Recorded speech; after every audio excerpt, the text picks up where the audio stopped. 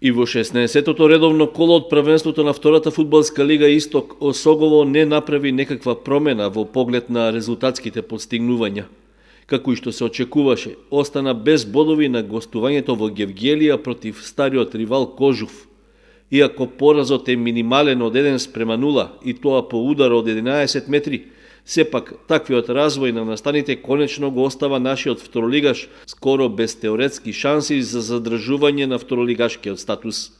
Од управата на Осогово реагираат за судиската неправда што била нанесена поради досудениот пенал што го видел само главниот судија Иванов од Велес.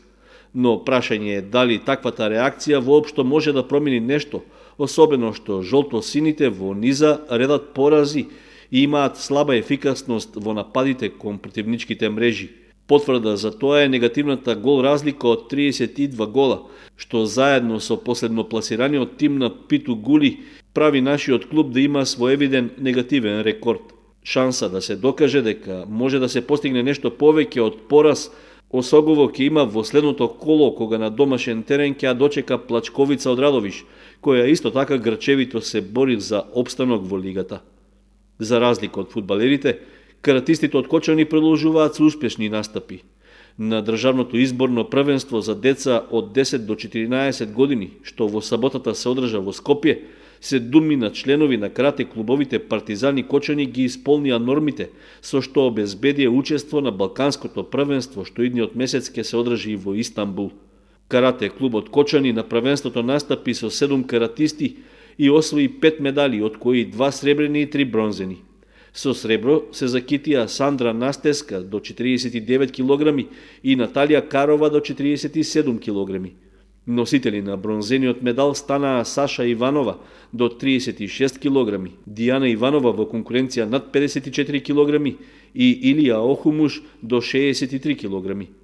Карате клубот Партизан пак на првенството во Скопје го представуваа 5 каратисти, при што Филип Стојанов го освои златниот медал во категоријата до 45 кг, а Ѓорѓије Статиевски стигна до среброто во категоријата до 45 кг.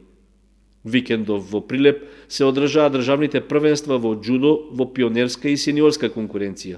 На првенството учествуваше и џудо клубот Гладиатор, при што во многу силна конкуренција нашата екипа освои 2/3 места. Успехот го забележаа Стефанија Павлова и Андреја Минова. Покрај нив, пласман до 5-та позиција обезбедија и Христијан Павлов, Дамјан Крстов, Станислав Грпов и Горан Терзиски. Од клубот истакнуваат дека ова е само почеток на успешниот настап во овогодишната сезона. Веќе следниот викенд Гладиатор ќе учествува на државното првенство за млади пионери и јуниори, што ќе се одржи во Кавадарци. За учеството на првенството во Прилеп на нашите џудисти им помогнала и компанијата Амфенол Технолоджи Македонија, за што од клубот упатија благодарност. Викендов се одиграа и 9-тото и 10-тото коло во првата пимпонгарска лига, во која пимпонгарите на Кочани забележаа пораз и победа. Без поени, нашиот клуб остана против претендентот за шампионската титула Телеком Нец од Скопје, кој славел убедлива победа од 4:0.